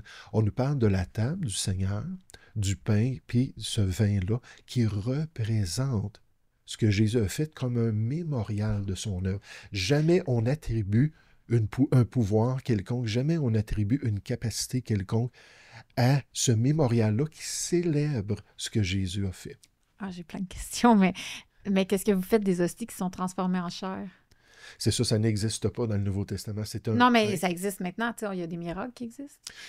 Oui, je dirais qu'il y a des miracles. Là, moi, jamais entendu parler d'hosties qui sont transformées en chair. Non, c'est vraiment très OK, mais ce serait quelque chose à regarder, effectivement. Moi, je trouve ça passionnant. En fait, j'ai envie de le raconter parce que c'est vraiment intéressant. Il y a un livre qui a été écrit en 2024, je pense que c'est l'année dernière, par Didier Van Covelard, qui s'appelle « L'insolence des miracles ». Super intéressant pour ceux qui, comme moi, s'intéressent à tout parce que c'est... Comment je pourrais dire? Ça met de la joie à lire ce livre-là parce que qu'on ait la foi ou non, c'est comme si on est mis face à l'émerveillement de quelque chose qui ne s'explique pas. Fait qu'il va parler de Lourdes. Puis pour moi, bon, la Sainte Vierge est très importante là-dedans, justement. Mais pour parler de cet exemple-là, je vais essayer de le raconter comme il faut. Là, je suis peut-être pas bonne avec les dates et ces affaires-là, mais c'est en 96 à Rio de Janeiro. Parce que, bon, quand on fait la messe lors de l'Eucharistie, si un hostie qui tombe à terre, tu peux pas le jeter dans une poubelle parce que ça représente le corps du Christ. Alors, il y a une croyante qui est venue voir le prêtre après pour lui dire qu'elle avait trouvé une hostie par terre qui était tombée. Elle lui donne, puis il suit la tradition, c'est qu'il le met dans l'eau, il le met dans le tabernacle, il attend quelques jours qu'elle se dissolve, puis après, il est supposé la jeter. Il revient 3 jours plus tard, elle est encore là, c'est pas dissolu, puis en plus, elle a commencé à saigner. Oh, wow. Alors là, il ne comprend pas trop ce qui se passe. Et à ce moment-là, justement, celui qui est l'évêque de sa région, c'est celui qui est devenu pape Francis, dont le nom... Mais comment il s'appelle, non? En tout cas, il y avait un nom, François, en tout cas, peu importe. J'ai mélange tout. Pour moi, c'est tout des corrompus, mais peu importe. Fait que je suis désolée. Alors... Et tu m'as permis de venir chez toi. Mais non, mais t'es pas un pape. J'ai de la misère. Tu sais, quand t'es en position d'une autorité suprême comme ça, tu peux juste être trop tenté par ton ego, mais je pense que le pouvoir corrompt, là. Alors, donc, pour finir mon histoire, parce qu'elle est vraiment intéressante, il vient et il fait « Wow, OK, c'est sérieux, mais on dirait qu'il veut pas trop toucher à ça, ça a l'air trop sérieux. Remets ça dans le tabernacle, ferme la clé, on n'en parle plus. » Et il a laissé ça pendant des années. Jusqu'à ce qu'il revienne, puis là, il était rendu archevêque ou je ne sais plus quel poste. Puis là, il se rappelait de tout ça, puis il a fait « On va faire des tests là-dessus. » Il est revenu, et il avait toujours du sang. Puis là, elle pulsait, elle s'est transformée vraiment en bout de chair. Et donc, ils ont commencé à faire des tests en disant pas au docteur c'était quoi. Oui, oui. Mais... Alors, il y a un cardiologue, un des meilleurs cardiologues au monde, il lui donne l'hostie, mais sans lui dire, le morceau de chair. Il commence à faire ses analyses, c'est filmé d'ailleurs. Vous pouvez le trouver en ligne. Et il est un peu scandalisé parce qu'il dit, mais le cœur est vivant. Ça veut dire que vous l'avez prélevé il y a moins de 20 minutes parce que les globules blancs se comportent encore comme s'ils étaient vivants. Alors là, puis il dit c'est un péricarde, puis il montre de l'inflammation, donc ça veut dire qu'il a été sévèrement battu. Alors, il montre les signes de la passion en plus. Ouais. Et là, il est vraiment comme en état de... Il dit, qu'est-ce que vous avez fait? Là, il est où le patient? Là, il est où le cœur? Puis là, finalement, les gens lui disent, non, c'est un hostie qui s'est transformé. Alors, il tombe un peu en bas de sa chaise. Et ils ont fait les tests d'ADN parce qu'il y a du sang. Et c'est le même ADN qu'on retrouve sur le linceul, donc de type AB. Mais non seulement c'est le même type de sang, mais c'est vraiment le même ADN, donc il appartient au même homme que celui qu'on retrouve sur le linceul de Turin. Ça, c'est un miracle, mais lisez le livre, ça s'appelle « L'insolence des miracles ». C'est fascinant, fascinant. J'ai adoré ce livre-là, c'est très bien documenté. Puis ça m'a amené, moi, personnellement, à faire « Ben wow, il a vraiment existé », tu sais, moi, en étant comme la méga... Ben, j'ai jamais douté de l'existence du Christ. Je veux dire, j'ai été dans une école catholique, puis... Mais j'étais, tu sais, la Hermione Granger qui avait toujours la main levée dans mes cours de religion parce que je voyais toutes les... Oui, mais si Dieu est aimant, pourquoi il a tué les Égyptiens? Il y a comme tellement de choses, il y a tellement d'incohérences que j'avais de la difficulté à embrasser cette foi-là, dans les dogmes, toutes ces choses-là. C'est sûr que je me braque contre ça, mais juste de penser que cette hostie-là s'est transformée en cœur avec des signes d'inflammation, c'est le péricarde. Je trouve ça juste comme tout à fait fascinant. C'est fascinant, puis ça m'amène à avoir envie d'y croire, en fait. Je me dis... Qu'est-ce que j'ai à perdre, en fait, d'y croire? Tu sais, c'est pas menaçant, on m'impose pas une foi. Moi, Marie est très importante depuis que je suis maman. Je prie à Marie régulièrement, je la sens présente. C'est pour ça que j'irai pas forcément vers une foi officielle dans une boîte. Je suis pas en train de réduire ta foi. J'espère que tu comprends ce que je veux dire, là. Mais on dirait que tout m'intéresse. Fait que, tu sais, de savoir qu'il y a eu autant de guérisons à Lourdes, je trouve ça vraiment extraordinaire, tu sais. Puis après, on peut pas expliquer, mais peut-être que c'est juste l'effet placebo, que sais-je, peut-être que c'est juste ça. Mais pour en revenir à ce fameux, tu sais, je t'entends dire ces mots-là, tu sais, accueillir le Christ dans son cœur, Jésus vous a sauvés. Tu sais, il y a quelque chose qui amène les gens à se braquer là-dedans. Il y a quelque chose c'est comme... c'est lointain, c'est comme, de quoi le Christ m'a sauvé il y a 2000 ans, tu comprends? Tu sais, comment expliquer ce concept-là à quelqu'un? C'est tellement abstrait. Mais disons que c'est très, très tangible. Moi, je dirais ça que c'est très tangible parce que, en passant, ça fait 25 ans que je partage ma foi publiquement. Que t'es pasteur. Non, ça fait 34 ans OK. que je suis dans le ministère chrétien, OK. mais ça fait 25 ans que j'ai un aspect plus évangélique, si on pourrait dire, alors que je partage à chaque semaine, je vais voir des gens dans la communauté, puis je parle avec eux de ma foi. Donc, c'est quelque chose qui est pas étrange pour moi. Puis le scepticisme, je connais ça moi-même à l'âge de 15 ans, avant ma pire période de consommation. Il y a des gens qui sont venus chez moi cogner. Puis c'était pas des témoins de Jéhovah, parce que ce qu'ils avaient à dire, ça n'avait rien à faire avec Jéhovah, c'était pas des Mormons non plus. C'était vraiment Jésus-Christ, puis comment est-ce qu'il t'aime, puis qu'il veut venir dans ta vie. Je les ai envoyés promener. Moi, je comprends ça. Je comprends exactement la réaction. Puis quand cette semaine, j'étais en train de parler à un monsieur, un grand gaillard, 6 pieds 4, il dit « T'as pas parlé à la bonne personne. » Je veux juste te le dire. J'ai dit, ben oui. J'ai dit, ben, je comprends votre réaction. J'ai dit, j'ai toujours un dépliant qui fait juste prendre des versets des évangiles puis qui explique comment est-ce qu'on peut être réconcilié. Peut-être personnellement, ça vous intéressait. Il dit, pas du tout. J'ai dit, ben OK, mais il n'y a aucun problème. Bonne journée. Ouais. Puis là, il s'est comme calmé, puis il dit, toi aussi, bonne journée. Là. Puis bon courage dans ce que tu fais. Fait que je me laisse pas intimider par ça, mais je comprends d'où les gens viennent. Je comprends. Mais quand on expérimente ça, après ça, ça nous accompagne. Jésus dit, je serai avec vous tous les jours. Puis il est présent dans ma vie. Il est présent pour me guider. Moi, je prépare 3 études par semaine à l'église, que j'enseigne des prédications, tout ça. Je dépends de lui, je dépends de sa direction pour savoir quoi enseigner, puis ça. Puis je le vois toujours qu'il me montre comment présenter les choses, comment articuler les choses. Une des choses que Dieu dit concernant justement un ministre du culte, si tu veux l'appeler comme ça, ou un pasteur, c'est qu'il doit être apte à enseigner. C'est un don que Dieu donne à ses dirigeants. J'ai jamais enseigné avant de connaître le Seigneur. Puis d'ailleurs, une fois que je me suis joint à l'Église, une fois que j'ai commencé à parler avec les gens ont dit « Oh, tu as vraiment un beau don, toi, pour nous partager ce que tu vis, puis nous partager. » Puis là, je suis devenu un enseignant. J'ai complété un bac en théologie, tout ça, puis j'ai commencé à enseigner. Puis, mais c'était pas de moi. Mais c'est une des choses, quand j'enseigne, je suis rempli de joie. Dieu dit, quand tu mets au service des autres ce que je t'ai donné, il dit, je vais te donner de la joie. Puis c'est toutes des choses d'une expérience tangible. Fait que oui, Jésus-Christ, c'est il y a 2000 ans. Il est ressuscité des morts, il est vivant pour toujours. Puis il nous dit, venez par moi. Si vous voulez passer par moi, je vais vous permettre de connaître Dieu puis d'avoir cette relation-là. C'est vraiment une relation plus qu'une religion. Des fois, les gens disent, « Ah, tu veux que j'aille à ton église? » Pas du tout. Je veux que tu considères Jésus et ce qu'il a fait pour toi. J'adore ce que tu dis en passant. Là. Mais moi, je pense que là où les gens se braquent, où je me braque, où mon père se braque, c'est là où ça devient un dogme, puis que tu peux plus questionner. C'est là que je pense que... Tu sais, mettons, j'ai été intéressée par la philosophie tibétaine bouddhiste parce que j'aimais le fait que c'était une philosophie. Tu sais, j'ai fait une semaine de retraite, puis tu pouvais poser des questions sans arrêt. J'arrêtais pas d'en poser, j'aimais ça. Tu sais, ils étaient ouverts à entendre moi, comment je voyais ça. Ils veulent que tu développes la raison. Je suis pas en train de dire que c'est pas ça que vous faites, là. Au contraire, je ne sais pas, je suis jamais allée, mais les fois que je suis allée, c'était dans des... Si j'allais à Pâques, mettons, ça se prête pas, c'est pas pareil, là. Mais tu sais, je pense que il faut encourager chacun à vivre sa relation personnelle avec son Dieu intérieur, là, tu sais, la relation avec Dieu. Puis c'est pour ça que j'ai tendance à me dire, tu sais, quand le monde me dit « Moi, mais toi, tu crois-tu en Dieu? » Ma relation est intime. Elle regarde pas Hello veut savoir, elle regarde pas ma chaîne. Non, c'est ça. Puis elle évolue aussi. Tu sais, j'ai changé beaucoup depuis 5 ans. Je suis beaucoup plus ouverte à parler de Jésus, mettons, ouvertement depuis 5 ans. Parce que j'ai évolué là-dedans, puis tu sais, je suis très à l'aise de le dire, mais je continue d'avoir plein de questionnements, tu sais, comme l'hostie, ou ben, genre, il a dit, vous ferez ceci en mémoire, en tout cas, on rentrera pas là-dedans, mais je veux dire, j'ai des questions sans arrêt, puis j'arriverai jamais au bout de mes questions. Mais peut-être que je peux juste résumer. Oui. Là, en parlant de ce que tu as dit, il faut comprendre que Dieu, c'est une personne. Puis, est-ce vraiment une personne?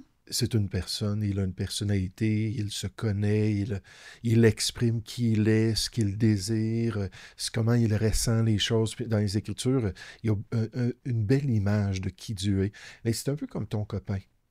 Là, vous êtes ensemble, puis vous avez, depuis quelques années, marché ensemble. Est-ce que vous avez eu des enfants ensemble? Oui, on a 2 enfants, puis on se marie cet été. Bon, félicitations. Mais ce que je te dis, c'est que pour pouvoir faire ces accommodements-là, pour fonctionner avec ton copain, il a fallu que tu apprennes à le connaître. Tu vois sa personnalité, tu vois sa volonté. Puis là, tu peux pas dire, oui, mais il faut que je vive ça autrement, notre relation. Sans considérer qui tu es, sans considérer ce que tu veux. Parce qu'il faut que je me fasse ma propre idée personnelle, parce que sinon, je ne serais pas épanoui. C'est comme un dogme, là, que lui, il est comme ça, puis on grandit, là, après 33 mois, 33 ans, on grandit ensemble. Mais, vois-tu comment de dire qu'il ne faut pas avoir des certitudes, des vérités, des dogmes, puis ainsi de suite. Mais Dieu, dans les Écritures, nous dit, voici ma volonté. Voici qui je suis, voici ce que je veux. Fait que ça, je voulais juste dire ça comme commentaire. Mais je veux revenir pour décortiquer les tout. Le tout 16e siècle, le début de la réforme protestante, le début de ces églises-là qui reviennent juste aux Écritures. L'Église catholique fait une contre-réforme, elle canonise les écrits des pères, puis en plus de ça, elle ajoute 7 livres à la Bible elle-même qu'on appelle les apocryphes. Donc, il y a 15 apocryphes qui ont été découverts de l'époque là, du Nouveau Testament, de l'Ancien Testament, par contre, puis ils ont décidé de prendre 7 de ces apocryphes-là puis de les rajouter. Pourquoi? Parce que nous, notre Bible a 60 livres, la Bible catholique a 73 livres. Pourquoi est-ce qu'ils ont fait ça? Parce que certaines des informations dans ces livres-là qui vont bien avec leur vénération des saints. Ça ne se trouve pas dans le Nouveau Testament. Avec la vénération de Marie, puis avec différentes choses. Donc, encore une fois, ça vient rajouter une tradition à ce qu'ils croyaient. Donc, les réformateurs, ils se développent. Ils se répandent en Europe. Il y en a qui viennent justement dans les premiers pèlerins 1620 qui arrivent aux États-Unis. Eux, ils sont plus anglicans. Puis, mais l'Église anglicane, c'était déjà séparé parce que l'Église anglicane, c'était l'Église catholique anglaise qui était totalement liée au pape. Jusqu'à l'acte de suprématie 1534, où le roi a dit, Henri VIII, je pense, il a dit, c'est terminé, c'est moi maintenant le chef de l'Église. Donc l'Église anglicane est devenue plus protestante, mais elle a gardé quand même beaucoup de choses que les catholicistes croyaient. Donc ils arrivent dans différents autres pays, il y a des efforts pour développer l'œuvre missionnaire, d'envoyer des missionnaires à travers le monde, puis ça continue depuis. Mais la raison pourquoi je te disais ça, c'est que là, les réformateurs ont commencé, eux autres aussi, à dériver, à établir des choses qui n'étaient pas dans le Nouveau Testament avec le temps. Les fondateurs du mouvement, eux autres, étaient très bibliques, si on pourrait dire. Là, ça a commencé à dériver. Fait que là, il y a du monde qui ont sorti des mouvements réformateurs. Puis ils ont parti les églises évangéliques. Puis là, aujourd'hui, on a le catholicisme, l'Église traditionnelle, l'Église orthodoxe grecque aussi, l'Église orthodoxe russe, qui est le catholicisme oriental, puis ainsi de suite. Puis ensuite, on a les églises protestantes, on pourrait dire les luthériens, les presbytériens, puis ainsi de suite. Mais on a les églises évangéliques. Puis eux, ils disent, non, on ne fait pas ce compromis-là, on va juste se baser sur la Bible. Il y avait déjà des mouvements à travers l'histoire, même à l'époque du catholicisme, qui étaient des églises, si on pourrait dire, ignorées, parce qu'eux disaient, non, on ne veut pas faire de compromis avec la tradition, on veut rester avec la Bible. Donc les évangéliques étaient là à travers l'histoire, mais c'est plus difficile de les voir. Il y avait quand même l'Inquisition, il y avait quand même des persécutions sur ceux qui ne faisaient pas partie de l'Église. Ils étaient persécutés dans l'Inquisition. C'est ça, donc les hérétiques, là. Ils se cachaient beaucoup. Puis, mais là, à partir là, du 18e siècle, surtout, il y a une explosion d'églises évangéliques qui sont surtout développées en Europe et au Canada, aux États-Unis. Puis ça. Ces églises-là, comme les pentecôtistes, les églises baptistes, les églises des frères, les églises de l'Alliance, eux disent, on ne veut rien savoir de la tradition. Donc, on n'arrivera jamais à avoir des statues dans nos assemblées, dans nos bâtiments. Parce que la Bible, le mouvement iconoclaste, en passant, a été aussi populaire dans le milieu, si on pourrait dire, catholique à différentes époques. Iconoclaste, c'est-à-dire se débarrasser des idoles, pas avoir des statues de Marie. Quand même, des Dieu saints, a demandé puis... qu'on ne vénère aucune idole sauf lui. C'est ça, puis même, il a dit dans son tabernacle qu'il ne voulait pas aucune statue d'établie près de son lieu de culte. C'est dur de comprendre qu'il y en ait autant. Mais ça s'est développé avec le mouvement le mouvement en Europe de l'immigration. C'est qu'il y a de plus en plus de peuples barbares qui ont été évangélisés par le catholicisme, qui se sont joints au catholicisme, puis eux étaient habitués à adorer les ancêtres. Puis le catholicisme a fait ce changement-là pour leur permettre d'avoir quelque chose de visuel, pour leur permettre de s'identifier au catholicisme qu'ils venaient d'accepter dans leur foi personnelle. Mais là, il y a eu quand même des réformes, mais ça n'a pas duré. Puis des choses comme être un dirigeant de l'Église, puis être marié, ça a commencé en 1054, que les dirigeants devaient être célibataires. Ah ouais, OK. Avant ça, c'était un peu libre, c'était proposé, mais c'était pas un dogme encore. Puis en 1054, l'Église orthodoxe grecque, eux autres ont dit « Wow, nous, on ne croit pas cela. » Donc, ils se sont séparés. Il y a eu le schisme avec l'Église catholique. Se marier? Oui, continuer à part pour, je pense que certaines positions comme l'archevêque ou le patriarche, que lui devait être célibataire, ça, je ne suis pas certain.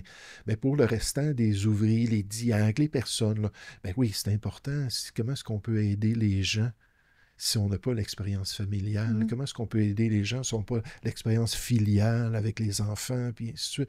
Donc, quand quelqu'un me parle de ses tentations, quand je rencontre une femme, je suis toujours avec mon épouse, là, je ne rencontre pas seule, mais si une femme nous partage là, des problèmes qu'elle vit avec son mari, bien, on peut les conseiller parce qu'on a cette expérience-là. Ouais, c'est ça. Il n'y a pas la tentation d'être célibataire pendant toutes ces années-là de fécondité, puis il y a tous les abus, puis ainsi de suite. En tout cas, malgré qu'il y a en masse d'abus qui se sont produits dans les autres groupes. Là. Ça, il ne faut pas se leurrer là-dessus. En fait, la chasteté amène aux abus, en fait, parce que c'est de réprimer une pulsion qui existe. Fait que c'est sûr qu'il y en a dans... Puis on parle tout le temps des catholiques, mais je veux dire, il y en a sûrement dans les moines bouddhistes, puis il y en a partout. Là.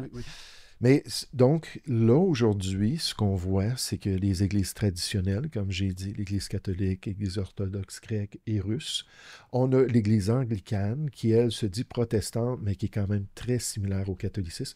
Puis là, on a les églises protestantes déviées d'une dénomination, les méthodistes, les luthériens, puis ainsi de suite. Il y en a-tu? Et là, il y a la saveur évangélique. Puis dans tous ces groupes-là, ce sont les évangéliques qui disent « on veut seulement se limiter à la Bible. Même les protestants ont développé des traditions. Donc, vous prenez l'Ancien Testament aussi en considération. Parce que l'Ancien Testament, c'est le berceau amène de l'œuvre de Jésus-Christ. Je comprends. Qui explique c'est qui ça, l'agneau de Dieu qui allait venir mourir pour les péchés du monde. Mais pour vous, quand même, l'ultime centre, c'est le Nouveau Testament. Oui, juste le Nouveau Testament. Donc, c'est pour ça que je suis un pasteur, mais je suis marié, j'ai des enfants. Parce qu'on a refusé ce dogme-là en 1054, puis ainsi de suite. Et toutes sortes d'autres choses. Le sujet qui nous distingue le plus, c'est le salut. Comment est-ce qu'on est réconcilié avec Dieu? Ah, OK, c'est pas pareil comme les catholiques? Non, parce qu'il n'y a pas de sacrement, il n'y a pas de bonnes œuvres, il n'y a pas d'effort personnel. Jésus, quand il est mort, il a dit « Tetelestai » en mourant. Tout est fait. Tetelestai, ça veut dire c'est complété. J'ai payé le salut. Puis le salut, c'est quelque chose qui se reçoit gratuitement. Jésus a payé avec son propre sang, le sang précieux de Jésus. Il donne ça comme un cadeau. Puis là, l'être humain peut recevoir le cadeau ou refuser le cadeau. Mais il aimerait ça, qu'on le laisse rentrer dans sa vie. Donc, nous, on dit toujours Jésus. Jésus, c'est lui qui a tout payé. C'est lui qui t'a aimé entièrement. Puis c'est lui que tu peux recevoir dans cette relation-là personnelle. On ne parle pas de bonnes œuvres, malgré qu'après qu'on ait connu Jésus, Dieu nous encourage à changer notre style de vie, à pratiquer de la bonté, de l'amour envers les autres, parce qu'il est amour lui-même. On ne parle pas de sacrement, ce n'est pas dans la Bible. On ne parle pas d'être membre d'église pour pouvoir gagner notre ciel d'une manière ou d'une autre. C'est jamais nos efforts, c'est 100% Jésus. J'aimerais ça comme terminer je trouve que en tant que femme, entendre ça, souvent, ce qui m'énerve des religions, puis j'ai voyagé, là, j'ai été dans bien des pays qui ont bien des religions. La femme n'est jamais vraiment comme le cœur de ça. Puis, tu sais, je me dis, on parle de progressisme depuis tantôt, mais dans le vrai progrès, il me semble qu'on devrait s'attendre à avoir des femmes pour avoir des positions d'autorité comme les hommes. j'aimerais ça t'entendre par rapport à ça, la position de la femme. T'sais, pour moi, c'est pour ça aussi que j'apprécie que Marie, elle a une place importante parce que je vois comme une espèce d'équilibre entre le yin puis le yang, la femme là-dedans, la dimension féminine de donner la vie aussi, le sacré de ça. Mais j'aimerais ça savoir un peu, toi, qu'est-ce que tu penses de ça? Pourquoi il n'y a pas de femmes qui peuvent devenir prêtresses ou qui peuvent pas devenir... Oui. Mais j'aimerais juste dire en commençant que quand les instructions du Nouveau Testament ont été données, c'était très progressif, très révolutionnaire au Moyen-Orient. Oui. Même dans le peuple juif, la manière que la femme était considérée. Une femme n'avait pas le droit d'aller devant un juge puis de se défendre si elle n'avait pas une autre personne avec elle. Une femme valait la moitié d'un homme au niveau juridique. Fait que ça c'était... On a du chemin à faire. Oui. Fait que ça, c'est un élément. Là, il y avait toutes les autres nations, puis plus tard, au 6e siècle, avec le développement de l'islam, où la femme, finalement, était considérée presque inhumaine. Qu'elle n'avait pas un statut, c'était du bétail presque. Mais il y avait plusieurs nations comme ça. Donc, Paul, puis l'influence du christianisme a amélioré le rôle de la femme, la liberté de la femme. Une femme était autant sauvée qu'un homme. Une femme était autant aimée qu'un homme. Une femme... Fait que le statut, l'homme devant Dieu, là, il dit, il n'y a plus d'hommes, puis il n'y a plus de femmes. Comme il n'y a plus de Grecs, puis il n'y a plus de Juifs, il n'y a plus de ces distinctions sociales-là. On a une relation personnelle, on a un accès personnel, on a des dons que Dieu nous a donnés. Mais dans la structure du Nouveau Testament, ce que Dieu a refusé, c'est que la femme puisse avoir de l'autorité sur l'homme. Puis ça se retrouve dans différents passages où on explique ça. Des beaux dons, elle peut exhorter des hommes, elle peut aller reprendre des hommes sans problème, mais pas dans une position d'enseignement. Pourquoi? Parce qu'il y a une autorité dans l'enseignement de l'Église. Puis Dieu sait pourquoi, a décidé que la femme n'aurait pas cette autorité-là. Donc, dans les églises évangéliques, il y a quand même des femmes pasteurs, il y a des femmes évêques, puis ainsi de suite. Okay. Mais en général, ce sont des églises qui sont moins fidèles à la parole de Dieu. Qui ont des pasteurs qui sont trans aussi, puis qui sont... oui, mais ça, c'est plus des églises protestantes qui sont rendues loin, là, comme je disais, qui ont des homosexuels, des trans, puis ainsi de suite. Là. Mais... Puis d'ailleurs, c'est un des grands défis en ce moment pour les organismes de bienfaisance, dont les églises chrétiennes, parce que le gouvernement veut que ça change et il veut un peu les vies, imposer des choses. Là. Donc, ça devient une guerre politique là, à ce niveau-là, c'est très politique. Oui. Fait que moi, je respecte que Dieu a fait ce choix-là pour X raisons. Il donne l'exemple d'Ève, on remonte bien plus loin que Marie. Ève, l'influence qu'elle a eue sur son mari, puis son mari, étant un homme, étant faible, a suivi cette influence-là, parce qu'une femme, c'est soit une bénédiction dans les Écritures, ou ça peut être un problème. Puis, la relation conjugale, c'est la relation qui est le noyau même de la société, mais c'est le noyau de la famille. Puis c'est pour ça qu'on a besoin de fronts communs. Donc, quand la femme est prête à s'agencer, puis les deux sont assez humbles pour s'écouter, puis s'entendre ensemble, moi, mon épouse, elle me le partage, là. Elle dit, OK, bon, là, tu vas aller faire ça. Hey, je t'encourage à faire attention là-dessus. Puis on a confiance l'un à l'autre. Puis elle est vraiment ma conseillère principale. Elle est mon amie. Là. Puis elle est là pour dire, fais attention avec ça. Parce que des fois, moi, je ne vois pas les choses. Puis nécessairement, les hommes puis les femmes, c'est toujours comme ça. On se complémente. Oui. Mais c'est ça. Donc, oui, c'est vrai que les gens sont frustrés par ça. Oui, c'est vrai que les gens demandent une égalité à ce niveau-là. Mais les églises évangéliques, on ne touche pas à ça. Parce qu'on respecte la sagesse de Dieu. Là. Parfait. Je respecte ton point de vue. Mais en tout cas, je trouve ça vraiment intéressant d'entendre tout ce que tu as à dire par rapport à ça. Puis, tu sais, j'espère aujourd'hui que les gens vont avoir une vue d'ensemble sur vraiment la vie que tu as eue puis comment tu as réussi à reprendre les commandes. Tu disais tantôt, tu sais, que tu es rendu père de famille. Puis grand-papa. Puis grand-papa, hein, c'est ça qu'on s'était dit au téléphone. Finissons avec ça. Comment tu as trouvé ça, devenir papa? Toi qui n'avais comme pas eu une bonne expérience avec le tien?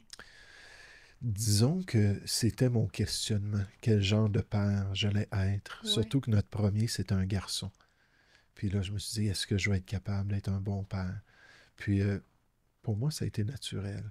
Un père imparfait. Mon fils me le dit des fois. Ça, j'aurais aimé ça, là, que tu fasses ça, puis que tu fasses pas ça, puis ça. Mais quand même, j'ai jamais été violent. J'ai jamais rejeté mon fils. J'ai jamais dit, là, tu fais pas partie de ma famille. Puis toutes ces choses-là, là, encore une fois, le cycle avait été brisé.